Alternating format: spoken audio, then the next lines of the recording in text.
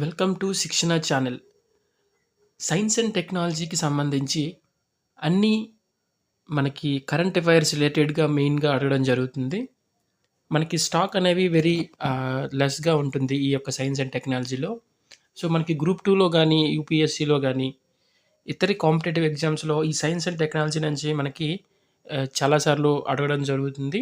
So, దాన్ని దృష్టిలో పెట్టుకొని ముఖ్యంగా గత జనవరి 2024 నుంచి రీసెంట్ వరకు అడిగినటువంటి ఇంపార్టెంట్ కాన్సెప్ట్స్ ఏవైతే ఉన్నాయో సైన్స్ అండ్ టెక్నాలజీ అలాగే ఎన్విరాన్మెంటల్ కి సంబంధించి మనం ఈ వీడియోలో లేటెస్ట్ కరెంట్ అఫైర్స్ రిలేటెడ్‌వి అన్నీ కూడా మనం ఒకసారి చూద్దాం. సో, ప్రతీదీ కూడా మీకు ప్రశ్న రూపంలో అందించడం జరుగుతుంది. సో, మీకు సమాధానం కూడా క్లియర్‌గా ఎక్స్‌ప్లనేషన్ కూడా చేస్తాం. సో, ముందుగా ఫస్ట్ ప్రశ్న మనం ఒకసారి ఇవి గత నెల జనవరి 2024కి సంబంధించి మనం ఒకసారి ఇంపార్టెంట్ కాన్సెప్ట్స్‌కి సంబంధించి ప్రశ్నలైతే మనం చూసినట్లయితే, which organization confirmed the 4th global coral bleaching event? UNESCO and Greenpeace, NOAA's, Coral Reef Watch and the International Coral Reef Initiative, WWF and United Nations, National Geographic and World Wild Life Fund. So, 4వ global coral bleaching event ఏ సంస్థలు ధృవీకరించాయి? Options మనకి UNESCO మరియు Greenpeace, NOAA యొక్క Coral Reef Watch మరియు International Coral Reef Initiative, WWF మరియు ఐక్యరాజ్య సమితి, నేషనల్ జియోగ్రాఫిక్ మరియు World Wild Life Fund. So, దీనికి సరైన సమాధానం NOAA coral Reef Watch and the International Coral Reef initiative. So, ఈ రెండు మనకి 4వ గ్లోబల్ కోరల్ బ్లీచింగ్‌కి సంబంధించి ఈ 2 సంస్థలు ధృవీకరించడం జరిగింది. సో, మనకి 2023 నుంచి 53 కంట్రీస్, సో ఇంక్లూడింగ్ మనకి Australia and great barrier reef. So, మనకి చాలా దగ్గర కూడా మాసివ్ బ్లీచింగ్ అనేది జరగడం జరుగుతుంది. ఇక 2014-17కి సంబంధించి the first global bleaching event అనేది మనకి 1998లో జరిగింది. మనకి రీసెంట్‌గా 2014-17లో ఈ సెకండ్ టైం అనేది మనకి ఈ గ్లోబల్ బ్లీచింగ్ రీఫ్‌కి సంబంధించి ఈవెంట్ అనేది జరగడం జరిగింది. సో, ఇది మనకి ఎన్ఓఏఏ యొక్క కోరల్ రీఫ్ వాచ్ మరియు ఇంటర్నేషనల్ కోరల్ రీఫ్ ఇనిషియేటివ్ ఈ 2 కలిపి ఈ యొక్క కోరల్ ఈ యొక్క బ్లీచింగ్ మాస్ బ్లీచింగ్ అనేది ఈవెంట్‌ని కోరల్ బ్లీచింగ్ ఈవెంట్‌ని ధృవీకరించడం అనేది జరిగింది. ఇక రెండవ ప్రశ్న మనకి which institute played a crucial role in the Surya Tilak project at Ayodhya? So, Surya Tilak project అంటే మనకి అయోధ్యలో రీసెంట్‌గా రామ మందిరం ఓపెన్ చేయడం జరిగింది. భారీ దేవాలయంలో మనకి బాల విగ్రహం, రాముడు బాల విగ్రహం పైన రామనవమి రోజు ఆ యొక్క విగ్రహం పైన సూర్యుని యొక్క కాంతి అనేది పడడం జరుగుతుంది. సో, దాన్ని మనం సూర్య తిలక్ ప్రాజెక్ట్‌గా చెప్పుకుంటాం. సో, ఇది అయోధ్యలో ఉంది. సో, ఆ యొక్క ప్రాజెక్ట్‌ని ఎవరు డిజైన్ చేశారు? ఏ ఇన్స్టిట్యూట్ డిజైన్ చేసింది అని అడిగారు. So, Indian institute of science Bengaluru, Indian institute of technology Bombay, Indian institute of astrophysics ఐఐఏ, Indian institute of technology Delhi. So, అయోధ్యలో సూర్య తిలక్ ప్రాజెక్ట్ ఏ సంస్థ కీలక పాత్ర పోషించింది అని. సో, దీనికి ఆప్షన్ ఏంటంటే ఆన్సర్ ఏంటంటే మనకి Indian institute of Astrophysics. So, ఇది astronomy and physics related laws మీద మనకి డిపెండ్ అయి ఉంటుంది.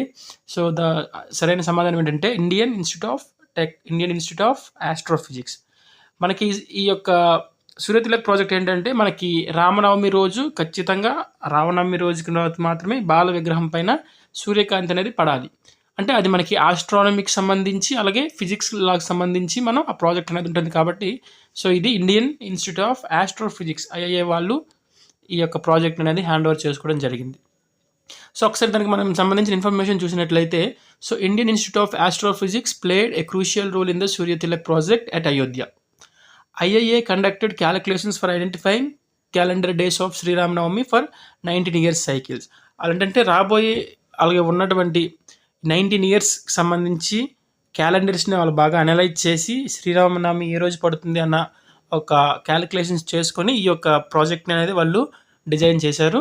The design the optimized and opto mechanical system to bring sunlight on to the Shri Ram Lalla forehead. So, Shri Ram Lalla forehead పైకి ఆ యొక్క లైట్‌ని తీసుకురావడం కోసం వాళ్ళు క్యాలిక్యులేషన్స్ చేసి ఆ యొక్క సిస్టాన్ని వాళ్ళు డిజైన్ చేయడం జరిగింది. సో దానికి 4 మిర్రర్స్, 2 లెన్స్ అనేది వాళ్ళు వినియోగించుకున్నారు. అలాగే ఈ యొక్క 2 లెన్స్‌ని కాస్త మరొక 2 లెన్స్ వరకు వీళ్ళు ఎక్స్టెండ్ చేసుకునే ప్రొవిజన్ అయితే వాళ్ళు ఇవ్వడం జరిగింది. ఇక మనకి జనవరిలో జరిగిన ఇంకొక ఇంపార్టెంట్ థింగ్ ఏంటంటే, so what is the name of the global lab network launched by the WHO to monitor and identify emerging corona viruses. అంటే అభివృద్ధి చెందుతున్న కరోనా వైరస్లను పర్యవేక్షించడానికి మరియు గుర్తించడానికి WHO ప్రారంభించినటువంటి గ్లోబల్ ల్యాబ్ నెట్వర్క్ పేరేంటి? సో మనకి రీసెంట్‌గా కరోనా వైరస్ అదొక 1 ఇయర్, 2 ఇయర్స్ నుంచి మనకి చాలా ఇబ్బంది పెట్టడం జరిగింది. సో ఇటువంటి వైరస్‌లు చాలా వేరియంట్స్‌తో పుట్టుకొస్తున్నాయి. అది కూడా మనకు తెలిసిందే అందరం. ఇటువంటి కొత్త వైరస్‌లని అనాలిసిస్ చేయడానికి WHO ప్రారంభించిన గ్లోబల్ నెట్వర్క్ నేమ్ ఏంటి? సో ఆప్షన్స్ మనకి CoViNet, global virus net, pandemic predict and CoViNet. So దీనికి సరైన సమాధానం కోవినెట్. అంటే కోవినెట్ అనే పేరుతో WHO రీసెంట్‌గా ఒక నెట్వర్క్‌ని క్రియేట్ చేయడం జరిగింది. సో ఇదేం చేస్తుందంటే ఇటువంటి వైరస్ల మీద సో ఒక 3 నుంచి 6 మధ్యలో ఉన్నటువంటి కొన్ని ఇన్స్టిట్యూట్స్ కలిపి ఈ యొక్క నెట్వర్క్‌ని వాళ్ళు డిజైన్ చేయడం జరిగింది. సో దీంట్లో ఏవైనా కొత్త వైరస్ వేరియంట్స్‌ని వాళ్ళు స్టడీ చేయడం జరుగుతుంది. సో దానికి సంబంధించి మెడికేషన్స్ కానీ, ఎటువంటి ప్రికాషన్స్ తీసుకోవాలి, ఎలాంటి మెడికేషన్స్, వ్యాక్సిన్స్ క్రియేట్ చేయాలనేది సో వాటి మీద వాళ్ళు అనాలిసిస్ చేస్తారు. సో ఆప్షన్ అనేది మనకి కోవినెట్. ప్రపంచ ఆరోగ్య సంస్థ WHO కరోనా వైరస్లను గుర్తించడానికి మరియు పర్యవేక్షించడానికి కోవినెట్ అనే ప్రయోగశాలను ప్రపంచ నెట్వర్క్‌ని ప్రారంభించడం జరిగింది. సో దానికి సంబంధించి ఈ కోవినెట్ ఇది ఏం చేసిందంటే మనకి మహమ్మారి సమయంలో స్థాపించబడినటువంటి కోవిడ్-19 రిఫరెన్స్ ల్యాబొరేటరీ నెట్వర్క్‌ని నిర్మిస్తుంది మరియు MERS కోవ్‌తో సహా ఇతర కరోనా వైరస్లను అంచనా వేయడం పైన దృష్టి పెడుతుంది. WHO విధానాలు మరియు రక్షణ చర్యలను తెలియజేయడానికి జంతువుల ఆరోగ్యం మరియు పర్యావరణ నిఘా మరియు సకాలంలో ప్రమాద అంచనాను అందించడం ఈ నెట్వర్క్ యొక్క లక్ష్యం. Council of Scientific and Industrial Research, National Environment Engineering Research Institute, అలాగే పూణేలోని Indian Council of Medical Research, National Institute of Virology. So ఈ 3 భారతీయ ప్రయోగశాలలు ఈ యొక్క కోవినెట్లో భాగంగా ఉంటాయి.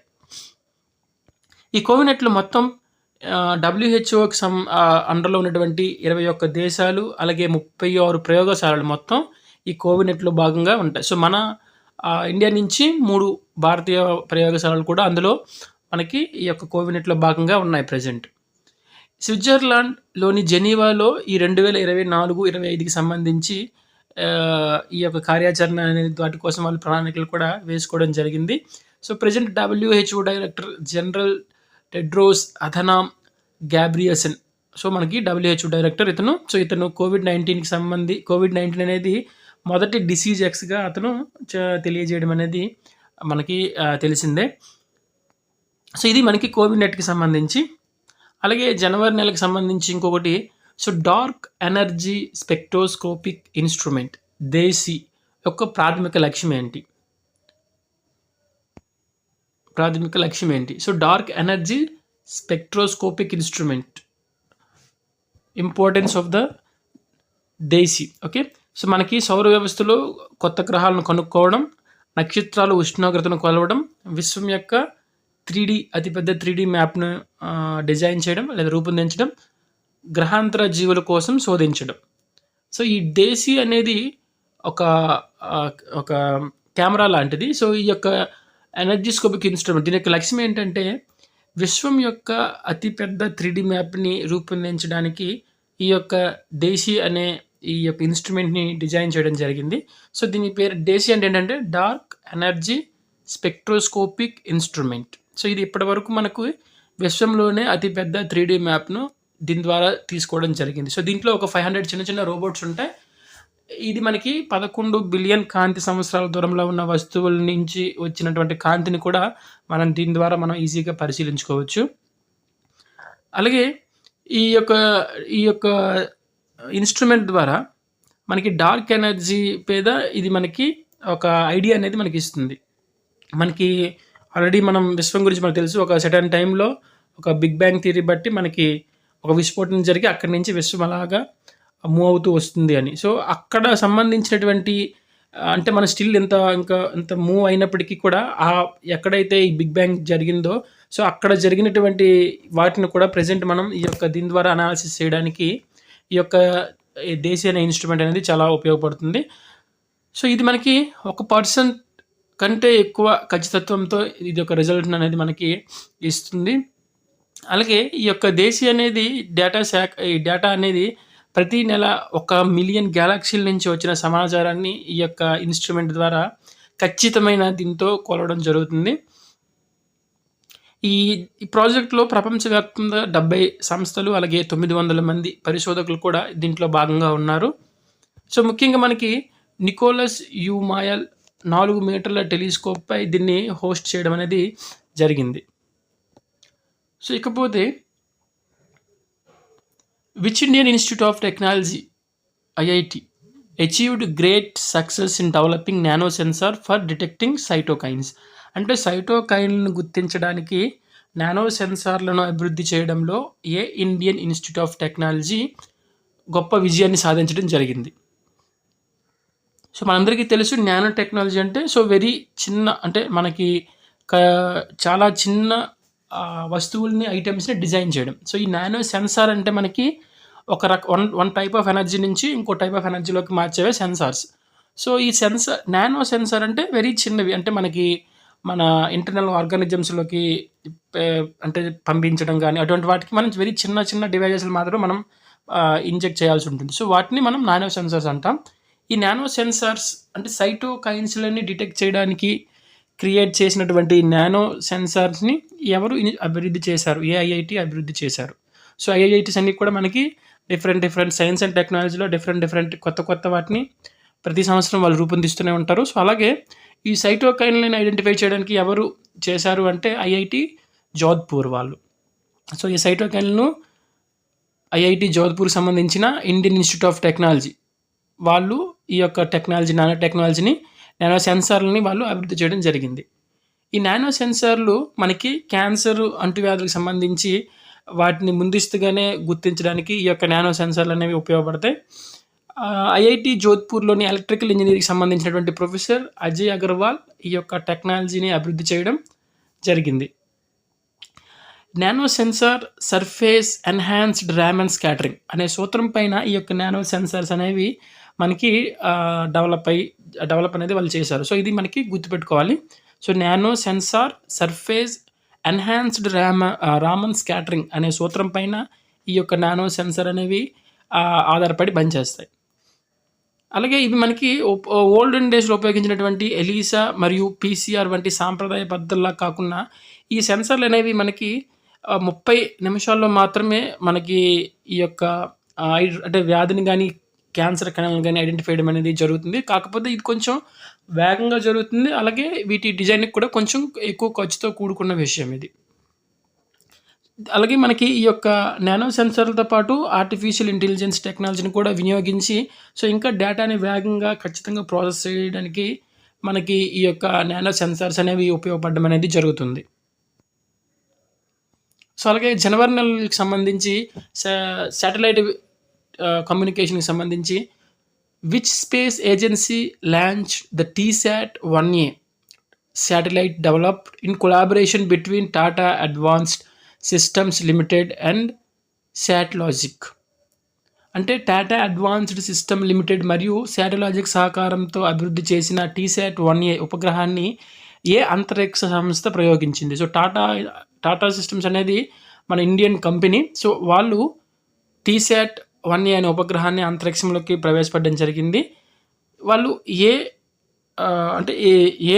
శాటిలైట్ లాజికల్ సహాయంతో దీన్ని అభివృద్ధి చేశారంటే స్పేస్ ఎక్స్ అనేది మనకి అమెరికన్కి సంబంధించిన ప్రైవేట్ ఏజెన్సీ. సో వాళ్ళు నెక్స్ట్ టాటా వాళ్ళు ఈ ఇద్దరు కంబైన్డ్గా ఈ యొక్క TSAT అనే ఉపగ్రహాన్ని అంతరిక్షంలోకి పంపించడం జరిగింది. సో ఈ TSAT ఉపగ్రహాన్ని స్పేస్ ఎక్స్ ఫాల్కన్ 9 అనే ర్యాకెట్లో ప్రయోగించడం జరిగింది. ఇది మనకి యుఎస్ఏలో ఉన్నటువంటి ఫ్లోరిడాలో ఉన్న కెనడీ స్పేస్ సెంటర్ నుంచి ఈ యొక్క ప్రయోగం అనేది చేశారు. అలాగే స్పేస్ ఎక్స్ అనేది private American space agency. So వాళ్ళు ఎలన్ మస్క్ స్థాపించిన అంతరిక్ష రవాణా సేవల సంస్థ. సో దానికి సంబంధించినటువంటి ఫాల్కన్ 9 అనే ర్యాకెట్ మనం ఎలాగైతే పిఎస్ఎల్వి, జిఎస్ఎల్విని వాడుతున్నామో, సో ఫాల్కన్ అనే ఒక ర్యాకెట్ ద్వారా వాళ్ళు ఈ స్పేస్ ఎక్స్ ఏజెన్సీ ద్వారా వాళ్ళు పంపించడం జరిగింది. సో అందులో మన టాటా అడ్వాన్స్డ్ సిస్టమ్స్ వాళ్ళు కూడా ఒక భాగస్వామిగా ఉన్నారు. సో వీళ్ళు కంబైన్డ్గా ఈ యొక్క టీసెట్ అనేది ప్రయోగించడం జరిగింది. సో ఇది మనకి భూమి అంటే మన ఎర్త్కి సంబంధించి అబ్జర్వేషన్ చేయడం, సో వాటికి ఇంకా ఎక్స్ట్రాగా ఇంకా కొన్ని ఫీచర్స్ అనేవి ఈ యొక్క శాటిలైట్స్ ద్వారా వాళ్ళు అందించడం జరుగుతుంది. అలాగే రహస్యమైన అతిపెద్ద గురుత్వాకర్షణ రంధ్రం ఏ సముద్రంలో ఉంది? So in which ocean does the mysterious giant gravity whole exist? Gravity whole అంటే మనకి ఈ సముద్రంలో సో అతిపెద్ద సుడులు తిరుగుతూ ఒక పెద్ద హోల్ అనేది ఏర్పడడం జరిగింది రీసెంట్గా. సో అది ఎక్కడ ఉంది మనకి? అది ఎక్కడ ఉంది అంటే హిందూ మహాసముద్రంలో ఉంటుంది. అది హిందూ మహాసముద్రంలో మనకి ఈ యొక్క జైంట్ హోల్ అనేది ఉంటుంది. దీన్ని మనం ఏమంటామంటే గురుత్వాకర్షణ రంధ్రం. సో ఇది మనకి హిందూ మహాసముద్రం, మన ఇండియన్ ఓషన్లోనే ఉంటుంది.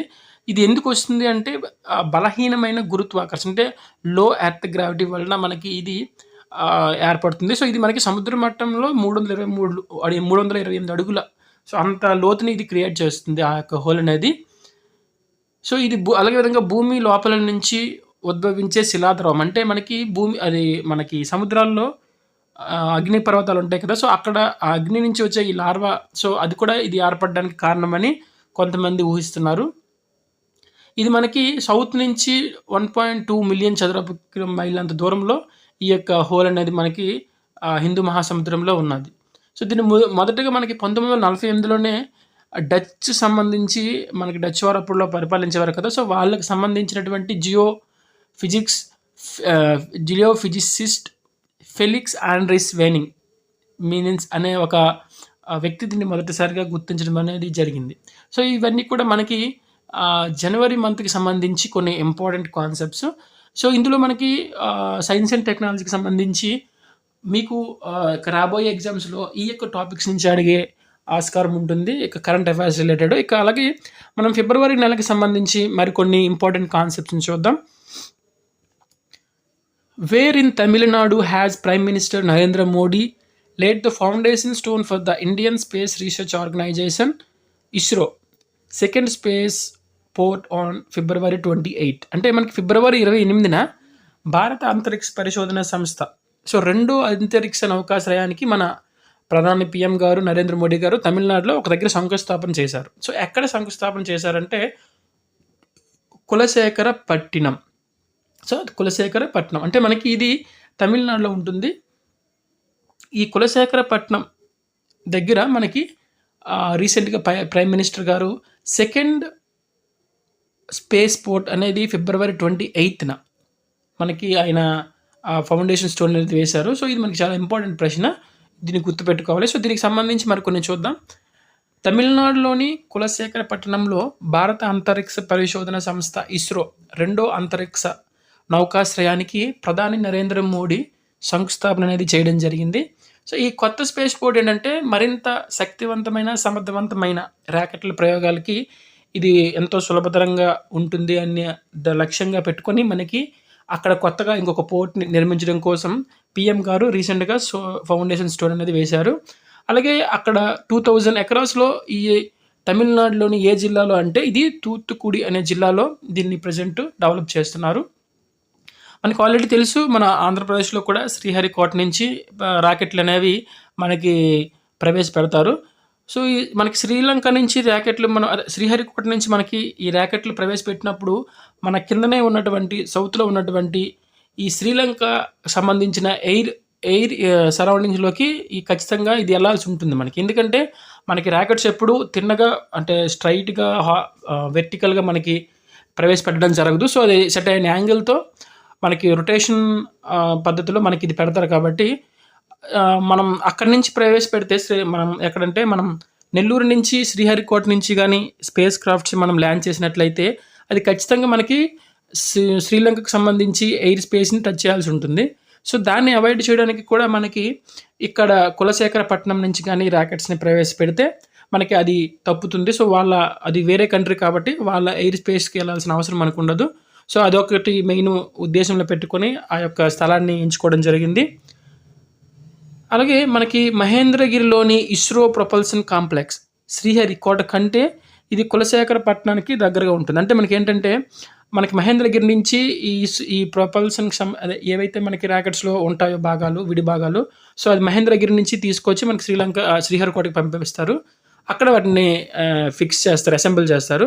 సో అది మనకి ఈ మహేంద్రగిరి ఇస్రో ప్రొపల్షన్ కాంప్లెక్స్ అనేది శ్రీహరికోట కంటే ఈ కులశేఖరపట్నానికి దగ్గరగా ఉంటుంది. అంటే దాని వలన ఈ ట్రావెలింగ్ ఛార్జెస్ గానీ అటువంటివన్నీ కూడా కొంచెం ఖర్చు అనేది తగ్గుతుంది మనకి. అలాగే ఈ యొక్క క్రియేట్ చేస్తున్నారు కాబట్టి అక్కడ ఉద్యోగ కల్పన కూడా వేలాదిగా మనకి కొత్తగా క్రియేట్ అవ్వడం జరుగుతుందని ఆ సందర్భంగా మనకి పీఎం గారు చెప్పడం అనేది జరిగింది. అలాగే ఇంకొకటి ఫిబ్రవరికి సంబంధించి ఫిబ్రవరి 2024లో ప్రధాని నరేంద్ర మోడీ వెల్లడించిన ప్రకారం భారతదేశం యొక్క గగనయాన్ మిషన్కు ఎంపికైన 4 వ్యోమగాములలో నియమించిన వారిలో ఎవరూ లేరు.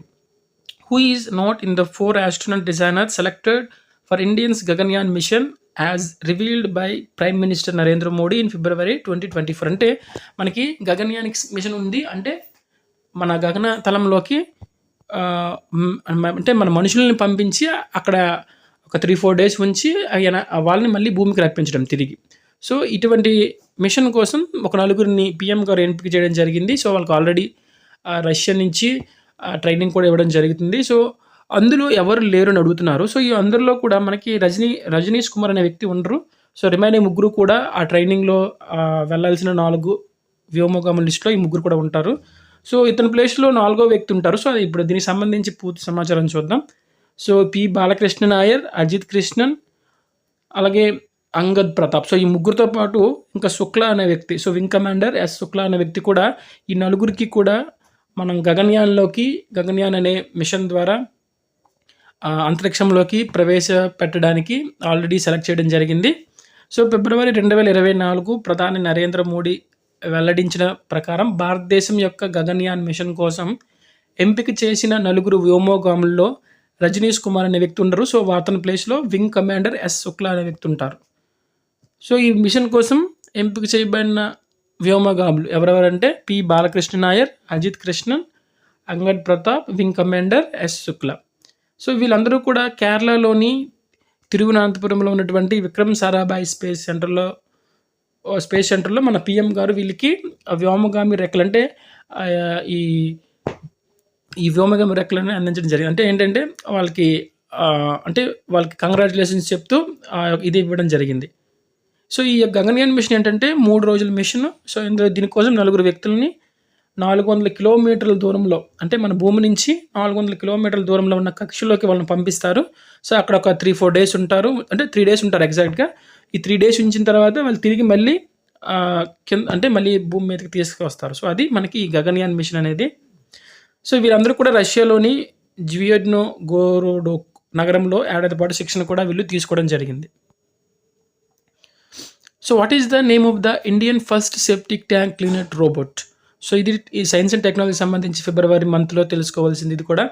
సో భారతదేశపు మొట్టమొదటి సెప్టిక్ ట్యాంక్ క్లీనింగ్ రోబోట్ పేరు ఏంటి అంటే, సెప్టిక్ ట్యాంక్లను క్లీన్ చేయడానికి క్రియేట్ చేసినటువంటి మొట్టమొదటి ఇండియన్ రోబోట్ ఏంది అని అడుగుతున్నారు. సో దీనికి ఆప్షన్స్ ఏంటంటే Swachh SVS-1, robo cleaner beta, Queentech 5000, Homosafe Atom. So సరైన సమాధానం Homosafe Atom. So Homosafe Atom అనే రోబోట్ ద్వారా India first septic tank cleaning robot అది. సో దానికి సంబంధించి సో భారతదేశంలో మొట్టమొదటి సెప్టిక్ ట్యాంక్ క్లీనింగ్ రోబోట్ పేరు హోమోసేఫ్ ఆటమ్. సో ఇది IIT మద్రాస్లో department of science and technology DST technology, అలాగే business incubator TBT technology, business incubator TBTలో ఇంక్యుబేట్ చేయబడినటువంటి సాఫ్ట్వేర్ ద్వారా దీన్ని డెవలప్ చేయడం జరిగింది. సో ఈ రోబోట్ పేరు ఏంటంటే హోమోసేఫ్ ఆటమ్.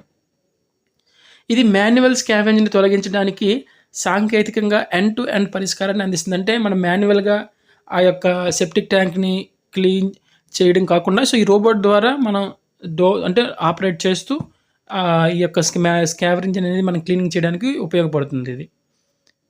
దీన్ని సైన్స్ అండ్ టెక్నాలజీ మంత్రిత్వ శాఖ ద్వారా ఇది డిజైన్ చేయించి వాళ్ళ అండర్లో ఇది డిజైన్ చేయడం జరిగింది. సో దీన్ని దేశంలో 16 నగరాలకు ఆల్రెడీ ఈ మంత్రిత్వ శాఖ ద్వారా ఈ హోబోసేఫ్ ఆటం అనేది ఆల్రెడీ పంపించడం జరిగింది. అలాగే మహాసముద్రాలు మరియు వాతావరణాన్ని సర్వే చేయడానికి నాసా ప్రయోగించిన ఉపగ్రహం పేరు ఏంటి? సో నాసా అంటే మనకి అమెరికన్కి సంబంధించిన స్పేస్ ఏజెన్సీ. వాళ్ళు మనకి మహాసముద్రాలు అలాగే ఈ వాతావరణాన్ని సర్వే చేయడానికి రీసెంట్గా ఒక ఉపగ్రహాన్ని ప్రయోగిస్తారు. So what is the name of the satellite launched by NASA's to survey oceans and atmosphere? So options Primus, Primal, PACE, Pacex. So option అనేది మనకి పేస్. సో దీనికి సంబంధించిన ఇన్ఫర్మేషన్ ఏంటంటే మనకి వాతావరణ మార్పులపై అధ్యయనం చేయడానికి నాసా పేస్ అనే ఒక ఉపగ్రహాన్ని ప్రయోగిస్తుంది.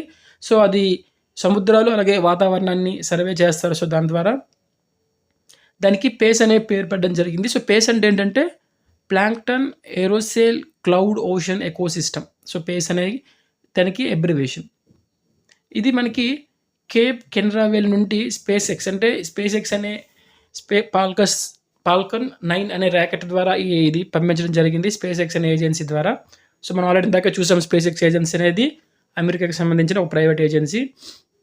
అలాగే పేస్ యొక్క ముఖ్య లక్ష్యం ఏంటంటే ఇది మనకి ఏవైతే కక్ష ఉంటుందో అక్కడ కక్ష నుంచి మన యొక్క ప్రపంచ మహాసముద్రాలు అలాగే వాతావరణాన్ని విస్తృతంగా అధ్యయనం చేయడానికి ఇది ఉపయోగపడుతుంది.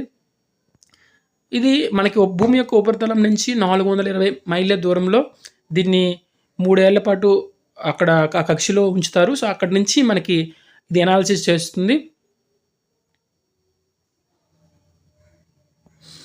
అలాగే ప్రపంచంలోని మొట్టమొదట చెక్క ఉపగ్రహాన్ని కక్షలోకి ప్రవేశపెట్టే లక్ష్యంతో చేపట్టిన మిషన్ పేరేంటి? అంటే చూడండి ఇక్కడ మనకి what is the name of the mission aiming to launch the world's first wooden satellite in to the orbit. అంటే మనకి వుడెన్ శాటిలైట్ చెక్క ఉపగ్రహాన్ని రీసెంట్గా డిజైన్ చేశారు. ఆ చెక్క ఉపగ్రహాన్ని పేరేంటి అని అడుగుతున్నారు. సో పేరేంటంటే మనకి అది లిగ్నోశాట్ అనే చెక్క ఉపగ్రహాన్ని ప్రవేశపెట్టారు. సో మీ అందరికీ ఒక డౌట్ రావచ్చు, మనం ఏదైనా అంటే హార్డ్ మెటల్తో క్రియేట్ చేస్తే అది లాంగ్ లైఫ్ వస్తుంది అని. వుడ్ శాటిలైట్ దేనికోసం అంతరిక్షంలో అది వేగంగా స్పాయిల్ అయిపోద్ది కదా అని. అంటే మన అందరికీ తెలిసి ఏంటంటే ప్రతి శాటిలైట్కి కూడా ఒక 3 years 4 years 10 years అంటే కొంత లైఫ్ సైకిల్ ఉంటుంది. సో ఆ లైఫ్ సైకిల్ అయిపోయిన తర్వాత ఇంకా ఆ శాటిలైట్స్ అనేవి మరి ఇంకా ఉపయోగంలోకి రావు. అవి అంతరిక్షంలోనే అలాగ ఉండిపోతాయి. అంటే అంతరిక్షంలో వ్యర్థంలాగా అవి క్రియేట్ అయిపోతాయి. సో అటువంటి వాటిని మనం స్పాయిల్ చేయడం, సపరేట్గా ఇంకొక ప్రాజెక్ట్ని డిజైన్ చేయడం అది చాలా ఖర్చుతో కూడుకుంది. సో అలా కాకుండా ఇవేంటంటే ఈ వుడెన్ శాటిలైట్స్ ఏంటంటే ఆ యొక్క స్పేస్ డెబ్రిస్ని తగ్గిస్తాయి. అంటే ఈ వుడెన్ వల్ల అంటే ఇవి కొన్ని రోజులకి అలాగా అంతరిక్షంలో ఉన్న హీట్ వలన కానీ సో ఇతర వాటి వలన కానీ కంప్లీట్గా అక్కడ అవి కనుమరుగైపోతాయి. సో దానివల్ల మనకి స్పేస్ డెబ్రిస్ అనేవి తగ్గుతుంది. సో అందుకోసమనే ఈ వుడెన్ శాటిలైట్ ఇది కూడా మనకి ఇంపార్టెంటే. So world first wooden satellite LignoSat.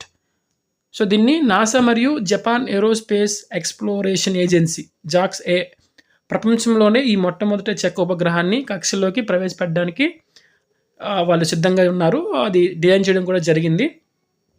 So ఈ లిగ్నోశాట్ అనేది నాసా మరియు జపాన్ ఏరోస్పేస్ ఎక్స్ప్లోరేషన్ ఏజెన్సీ ఈ రెండు కూడా కలిపి కంబైన్డ్గా డిజైన్ చేశాయి. సో దీంట్లో ఉపయోగించిన ఈ చెక్క ఏంటంటే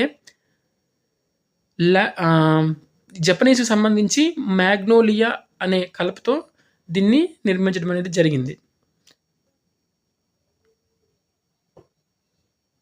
సో ఇందులో మనకి డిగ్రేడబుల్ మెటీరియల్ అనేది ఉపయోగించడం చెప్పాను కదా, ఎందుకంటే ఈ యొక్క స్పేస్ డిబ్రిస్ని తగ్గించడం కోసమని. Which private company in India has built the first spy satellite set to be launched by the space rocket? అంటే భారతదేశంలో ఏ private company SpaceX rocket ద్వారా ప్రయోగించబడిన మొదటి గూఢచారి ఉపగ్రహాన్ని నిర్మించింది? ఆల్రెడీ మనం ఇందాక చెప్పుకున్నాం space X, Tata advanced system limited ఈ రెండు కలిపి ఒక ఉమ్మడి ప్రాజెక్ట్ని క్రియేట్ చేశాయి అని. సో దీనికి సరైన సమాధానం ఏంటంటే TASL. స్పేస్ ఎక్స్ అలాగే టాటా అడ్వాన్స్డ్ సిస్టమ్ లిమిటెడ్ ఈ రెండు కంబైన్డ్గా ఈ యొక్క ప్రయోగాన్ని, ఈ గూఢచారి స్పై శాటిలైట్ని తయారు చేయడం జరిగింది. సో ఇది మనకి భారతదేశపు మొట్టమొదటి గూఢచారి ఉపగ్రహం. దీన్ని స్పేస్ ఎక్స్ అనే ర్యాకెట్ ద్వారా ప్రయోగించడం జరుగుతుంది. ఇది సాయుధ దళాలకు సంబంధించిన ఇన్ఫర్మేషన్ని మనకి ఇరు దేశాలకి అందించడం జరుగుతుంది. అలాగే దీనికి సంబంధించి శాటోలాజిక్, అమెరికాకి సంబంధించినటువంటి ఈ శాటోలాజిక్ భాగస్వామ్యంతో ఈ బెంగళూరులో ఒక గ్రౌండ్ స్టేషన్ కూడా వీళ్ళు ఏర్పాటు చేశారు ఈ యొక్క శాటిలైట్కి సంబంధించిన డేటాని ప్రాసెస్ చేయడానికి. ఈ TASL ఉపగ్రహం ద్వారా ఇది భారత్ యొక్క రక్షణ దళానికి ఎంతో ఉపయోగపడుతుందని కూడా మనం చెప్పవచ్చు. అలాగే నెక్స్ట్ ఫిబ్రవరి మంత్కి సంబంధించి భారత్ GPT గ్రూప్ ప్రారంభించబోయే చాట్ GPT శైలి సర్వీస్ సెట్ పేరు ఏంటి? What is the name of the chat GPT style service set to be launched by the Bharat GPT group. మన చాట్ GPT గురించి తెలుసు. Artificial intelligence, deep learning base చేసుకొని chat GPTs run అవుతున్నాయి. Bharat chat GPT సంబంధించి ఏ chat GPT శైలి service set పేరు ఏంటి అని అడుగుతున్నారు. దీని ఆప్షన్ ఏంటంటే హనుమాన్ ఆన్సర్. ఈ హనుమాన్ అనే ఈ చాట్ GPT ద్వారా ఇది భారత్ GPT అనే సంస్థ నిర్మించింది. దీని ద్వారా 11 లాంగ్వేజెస్లో మనం అడిగిన ప్రశ్నలకు దాని ద్వారా మన ఆన్సర్లను పొందొచ్చు. ఒకసారి దాని గురించి మనం చూసినట్లయితే ఈ భారత్ చాట్ GPT గ్రూప్ ప్రారంభించనున్న చాట్ GPT సర్వీస్ సెట్ పేరు ఏంటంటే హనుమాన్. ఇది 8 Indian institute of Technology IITs, Reliance Jio Infocomm మరియు కేంద్ర ప్రభుత్వ సహకారంతో దీన్ని అభివృద్ధి చేయడం జరిగింది. అంటే ఈ హనుమాన్ చాట్ GPTని డెవలప్ చేయడంలో 8 IITs ఉన్నాయి. అలాగే రిలయన్స్ జియో ఇన్ఫోకామ్ అలాగే కేంద్ర ప్రభుత్వ సహకారం కూడా ఈ యొక్క ప్రాజెక్ట్ డిజైన్ చేయడానికి హెల్ప్ చేశాయి. ఈ హనుమాన్ అని ఏంటంటే హెల్త్కి సంబంధించి, అలాగే అడ్మినిస్ట్రేషన్, అలాగే ఎకనామికల్, అలాగే ఎడ్యుకేషన్కి సంబంధించి 11 స్థానిక భాషల్లో AI ఆధారిత సేవలను అందించాలని లక్ష్యంగా పెట్టుకుంది. ఇది 11 స్థానిక భాషల్లో ఈ యొక్క చాట్ GPT మనకి మన ఇచ్చిన ప్రశ్నలకి ఆన్సర్ అనేది ఇస్తుంది. ఇది స్పీచ్ టు టెక్స్ట్ సామర్థ్యాన్ని కూడా కలిగి ఉంటుంది. అంటే మనం మాట్లాడుతున్నంతసేపు మన యొక్క వర్డ్స్ని అది సెంటెన్స్లోకి ఫార్మ్ చేస్తుంది. అది మనం ఏ లాంగ్వేజ్ అయితే సెలెక్ట్ చేసుకుంటామో ఆ 11 లాంగ్వేజెస్లో ఆ లాంగ్వేజ్లోకి స్పీచ్ టు టెక్స్ట్ కింద కన్వర్ట్ చేసే సామర్థ్యం కూడా ఉంటుంది. ఇది కూడా AI మీద డిపెండ్ అయి ఉంటుంది.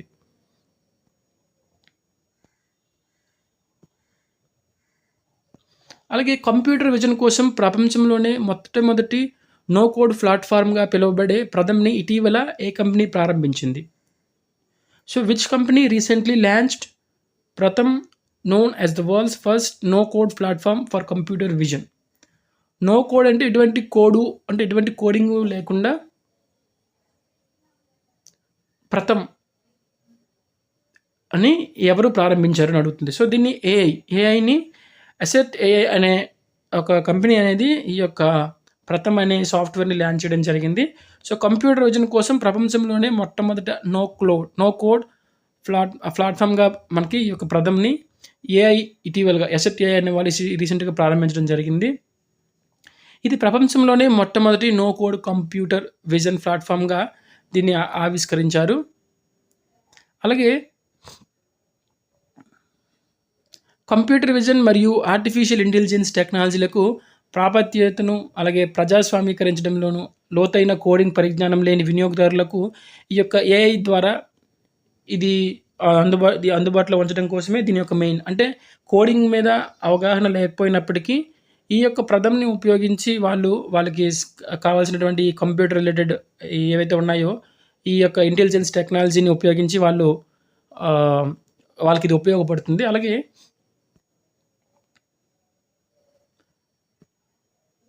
మనకి ఫిబ్రవరి 2024 సంబంధించి ఇటీవల ఏ రంగంలో 100% విదేశీ పెట్టుబడులు అనుమతించి FDI విధానంలో సవరణ కేంద్రం ఆమోదించింది? అంటే ఫిబ్రవరి 2024లో ఏ రంగంలో 100% విదేశీ పెట్టుబడులను అనుమతించే విదేశీ ప్రత్యక్ష పెట్టుబడులు ఎఫ్డిఐ విధానంలో సవరణను కేంద్రం ఆమోదించింది. అంటే మనకి బ్రిటిష్ వాళ్ళు వెళ్ళిపోయిన తర్వాత ఈ యొక్క పారిశ్రామీకరణ, ప్రైవేటీకరణ పైన చాలా ఆంక్షలనేవి ఇవ్వడం జరిగింది. ఎందుకంటే వాళ్ళు కూడా వచ్చి వ్యాపారం కిందే వచ్చి మన యొక్క ఆహ్, భారతదేశాన్ని చాలా ఏళ్ళు పాలించడం జరిగింది. సో, అటువంటిది మళ్ళీ పునరావృతం కాకుండా ఈ యొక్క ఏవైతే వ్యాపారం ఇతర దేశాలు వచ్చి వ్యాపారం పెట్టుకుంటాయో అటువంటి వాటి మీద కొన్ని పరిమితులు ఉండేవి. సో, 1991 తర్వాత కొంచెం డెవలప్‌మెంట్ తగ్గుదల ఉండడం వల్ల ఈ 91లో చేసినటువంటి కొన్ని ఎల్‌పీజీ నార్మ్స్ వల్ల మళ్ళీ కొన్ని అంటే బయట కంట్రీస్ నుంచి వచ్చే కంపెనీస్‌ని ఇన్వైట్ చేయడం కోసం కొన్ని వాటిని సరళీకరించడం జరిగింది. సో, అందులో ఏంటంటే మనకి విదేశీ పెట్టుబడులకు కూడా మనకి అప్ టు 49% వరకు కొన్ని రంగాల్లో ఇవ్వడం జరిగింది. కానీ ఇప్పుడు వీళ్ళు ఏమడుగుతున్నారంటే క్వెషన్ మనకి 100% కూడా ఇప్పుడు విదేశీ పెట్టుబడులను అనుమతించొచ్చు. సో, ఏ రంగంలో రీసెంట్‌గా ఆ సవరణ ఇచ్చింది కేంద్రం అని. సో, అది మనకి ఆప్షన్ ఏంటంటే మనకి అంతరిక్షానికి సంబంధించి. సో, అంతరిక్ష రంగంలోన 100% విదేశీ పెట్టుబడులు పెట్టుకోవచ్చు బయట నుంచి. సో, ఏ కంట్రీ అయినా ఇండియాలో 100% పెట్టుబడులు పెట్టుకొని ఈ యొక్క అంతరిక్ష రంగంలో వాళ్ళు ఇండియాలో 100% పెట్టుకోవచ్చు. సో, దానికి సంబంధించి ఫిబ్రవరి 2024 అంతరిక్ష రంగంలో 100% విదేశీ పెట్టుబడులను అనుమతించే విదేశీ ప్రత్యక్ష పెట్టుబడులు ఎఫ్డిఐ విధానంలో ఈ సవరణ అనేది రీసెంట్‌గా మనకి కేంద్ర ప్రభుత్వం ఆమోదించడం జరిగింది. అలాగే భారత ప్రభుత్వం అంతరిక్ష రంగంలో కొన్ని కార్యకలాపాల్లో 100% వరకు ఈ యొక్క పెట్టుబడి అనేది పెట్టుకోవచ్చు. సో, ఎఫ్డిఐ పాలసీలో మార్పులు ఉపగ్రహ రంగంలో వివిధ విభాగాలకు వేర్వేరు పరిమితులు ఉన్నాయి. సో, అలాగే ప్రయోగ వాహనాలు మరియు సబ్ సిస్టమ్‌లకు సంబంధించి 49% వరకు పెట్టుకోవచ్చు. ఉపగ్రహ తయారీ మరియు వాటి ఆపరేషన్‌కి సంబంధించి 74% వరకు పెట్టుకోవచ్చు. ఆ యొక్క తయారీ భాగాలు మరియు వ్యవస్థలకు సంబంధించి 100% ఈ యొక్క ఎఫ్డిఐ కింద ఇన్వెస్ట్‌మెంట్ అనేది చేసుకోవచ్చు.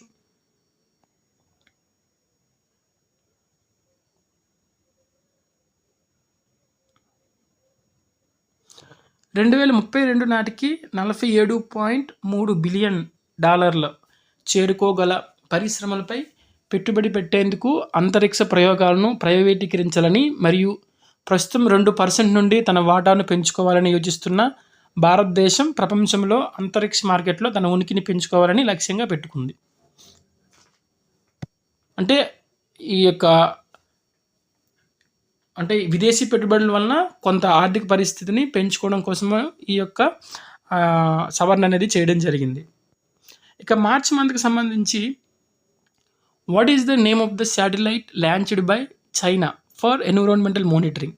అంటే పర్యావరణ పర్యవేక్షణ కోసం చైనా ప్రయోగించిన ఉపగ్రహం పేరేంటి?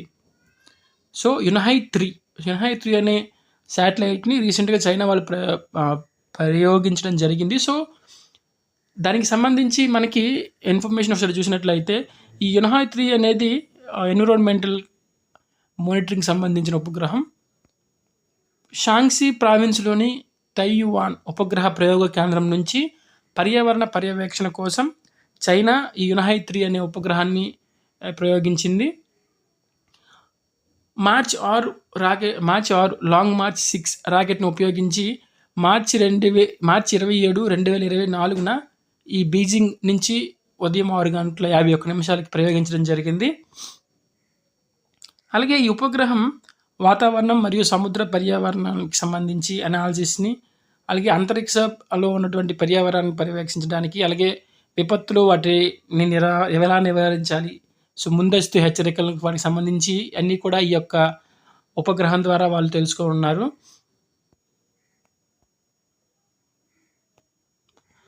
భారత అంతరిక్ష పరిశోధన సంస్థ 2024 క్రియాశీల అంతరిక్ష విజ్ఞాన్ కార్యక్రమం కోసం ప్రకటించిన స్టార్ట్ యొక్క పూర్తి రూపం ఏమిటి? సో, ఈ స్టార్ట్ అన్నానికి అబ్రివేషన్ ఏంటి అడుగుతున్నారు. ఇది రీసెంట్గా ఇస్రో వాళ్ళు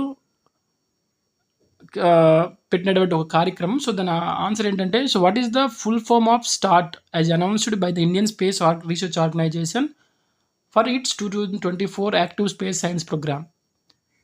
answer is space science and technology awareness training. So, అది మనకు ఒక అవేర్నెస్ ట్రైనింగ్. ఇది ఇస్రో వాళ్ళు డిజైన్ చేశారు. సో దీని యొక్క ముఖ్య లక్ష్యం ఏంటంటే విద్యార్థులకు అంతరిక్షానికి సంబంధించి అంతరిక్ష శాస్త్రం మరియు సాంకేతిక రంగాలకు సంబంధించి వాళ్ళని అట్రాక్ట్ చేయడానికి విద్యార్థుల్ని ఈ యొక్క అవేర్నెస్ ప్రోగ్రామ్ అనేది కండక్ట్ చేయడం జరిగింది. ఇది మనకి ఏప్రిల్ మేలో జరుగుతుంది. సో ఈ యొక్క ప్రోగ్రాంలో ఉన్నటువంటి విషయాలు ఏంటంటే ప్లానెటరీ సైన్స్ అండ్ అన్వేషణ, అలాగే ఖగోళ శాస్త్రం మరియు ఖగోళ భౌతిక శాస్త్రం, హీలియోఫిజిక్స్, సూర్య భూమి పరస్పర చర్య, అలాగే వాతావరణ శాస్త్రం సంబంధించి, అలాగే కొత్త మానవ అంతరిక్ష కార్యక్రమంలో భాగమైన మైక్రోగ్రావిటీ ప్లాట్ఫామ్ ద్వారా నడిచే పరిశోధన. సో వీటికి సంబంధించి ఈ ట్రైనింగ్లో వీటి గురించి వాళ్ళకి తెలియజేయడం జరుగుతుంది.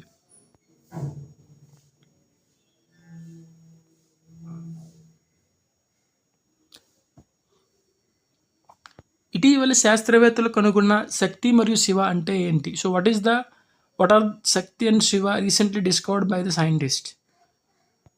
పాలపుంతలో పురాతన నక్షత్రాలు, పాలపుంతలో కలిసిపోతున్న గ్యాలక్సీలు, పాలపుంతల లోపలి నిహారికలు, భూమి నుండి కనిపించే నక్షత్ర రాశులు.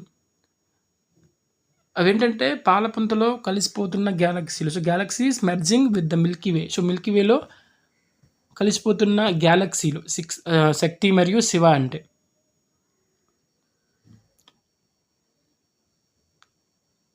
ఈ శక్తి మరియు శివ ఒకే విధమైన రసాయనిక కూర్పులతో నక్షత్రాలను కలిగి ఉన్నాయి. సో ఈ రెండు కూడా మన సూర్యుడి కంటే 10 మిలియన్ రెట్లు ఎక్కువ ద్రవ్యరాశిని కలిగి ఉన్నాయి.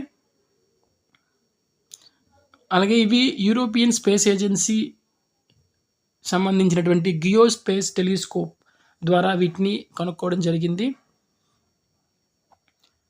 ఇవి 12 బిలియన్ సంవత్సరాల క్రితం మన యొక్క పాలపుంతలో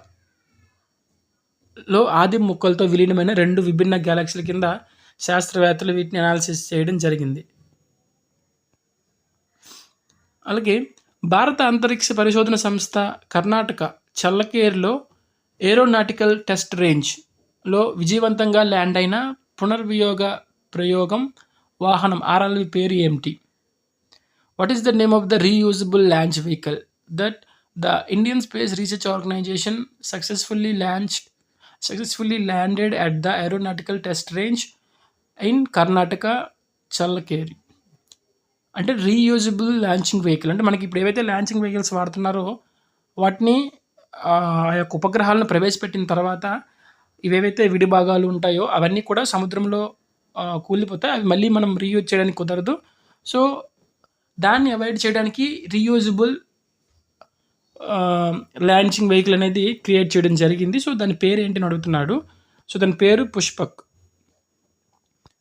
సో ఇక దానికి సంబంధించిన మనం చూసినట్లయితే ఇస్రో పుష్పక్ అన్ని దాని పునర్వియోగ లాంచింగ్ వెహికల్ని కర్ణాటక చల్లకేరులో రీసెంట్గా ప్రయోగించడం జరిగింది.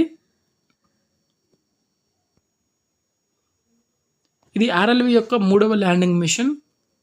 దీన్ని చల్లకేరి రన్వే నుంచి ప్రవేశపెట్టడం జరిగింది. ఇది ఇండియన్ ఎయిర్ ఫోర్స్కి సంబంధించిన హెలికాప్టర్ నుంచి సుమారు 4.5 కిలోమీటర్ల ఎత్తుకు తీసుకువెళ్ళి సో అక్కడి నుంచి దీన్ని విడుదల చేయడం జరిగింది. అలాగే ఈ పుష్పక్ RLV అనేది పూర్తిగా పునర్వినియోగించదగినటువంటి సింగిల్ స్టేజ్ 2 ఆర్బిట్ SSTO వాహనం అనే లేటెస్ట్ టెక్నాలజీ ద్వారా దీన్ని క్రియేట్ చేయడం జరిగింది. సో ఈ పుష్పక్తో మనకేంటంటే దీని ద్వారా కూడా మనకి అంతరిక్ష వ్యర్థాలను తగ్గించాలి అనే లక్ష్యంగా పెట్టుకొని దీన్ని ప్రవేశపెట్టడం జరిగింది. ఇక మార్చికి సంబంధించి చెన్నైకి ప్రధాన కేంద్రంగా ఉన్నటువంటి ఏ స్పేస్ స్టార్టప్ తన మొదటి rocket Agnibaan sub orbital technology demonstrator SORTEDని ఆంధ్రప్రదేశ్లో శ్రీహరికోట సతీష్ ధావన్ స్పేస్ సెంటర్ నుంచి మార్చి 22న ప్రయోగించనుంది.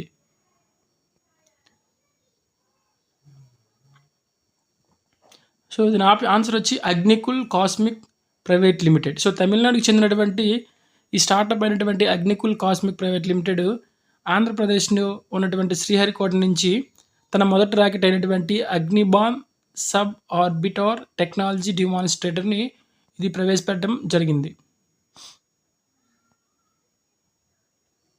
ఇది మొట్టమొదటి సింగిల్ పీస్ 3D ప్రింటెడ్ ఇంజిన్‌తో ఈ యొక్క మిషన్స్ అయితే ఇందులో ఉన్నటువంటి మిషన్‌ని క్రియేట్ చేయడం జరిగింది.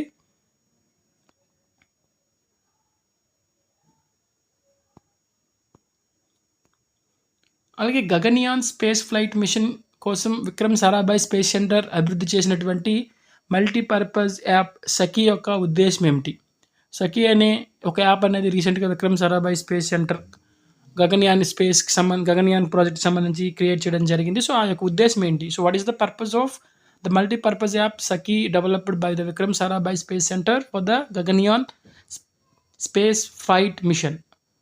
అది దేనికోసమంటే to help astronauts carry out a range of task including health monitoring and communication. అంటే వ్యోమగాముల ఆరోగ్య పర్యవేక్షణ, అలాగే కమ్యూనికేషన్స్‌తో సహా అనేక విధులు నిర్వహించడానికి వాళ్ళు దీన్ని క్రియేట్ చేయడం జరిగింది. సో, ఇది తిరువనంతపురంలోనే ఉన్నటువంటి విక్రమ్ సారాభాయ్ స్పేస్ సెంటర్ వాళ్ళు ఈ యొక్క సఖీ అనే యాప్‌ని వీళ్ళు అభివృద్ధి చేయడం జరిగింది. ఇది అంతరిక్షంలో ఉన్నటువంటి గగన్యాన్ యాత్రికులు ఎవరైతే ఉన్నారో వ్యోమగాములు, సో, వాళ్ళకి వాళ్ళ యొక్క హెల్త్‌కి సంబంధించి కానీ, వాళ్ళకి సంబంధించిన ఇన్ఫర్మేషన్ ఏదైనా కమ్యూనికేషన్ సంబంధించి కానీ, ఈ యొక్క యాప్ అనేది వాళ్ళకి యూజ్ అవుతుంది. సో, ఇది మనకి జనవరి, ఫిబ్రవరి, మార్చ్‌కి సంబంధించి కొన్ని important science and technology topics. ఇవి మనకి యూపీఎస్సీలో కానీ or groups APPSC, TSPSC or ఇతర్ వాటిలో ఇవి విట్టించి వచ్చే ఆస్కారం అయితే ఉంటుంది. సో, అలాగే మరికొన్ని కరెంట్ అఫైర్స్‌కి related, science and technology, environment related remaining months, అలాగే ప్రీవియస్ ఇయర్‌కి సంబంధించి లాస్ట్ 1 ఇయర్ కంటెంట్ కూడా మనం ఈ ఛానల్ ద్వారా అందిస్తాము. సో, ఇంకా ఎవరైనా సబ్స్క్రైబ్ చేసుకున్న వాళ్ళు లేటెస్ట్ అప్డేట్స్ కోసం సబ్స్క్రైబ్ చేయడం మర్చిపోకండి. Thank you.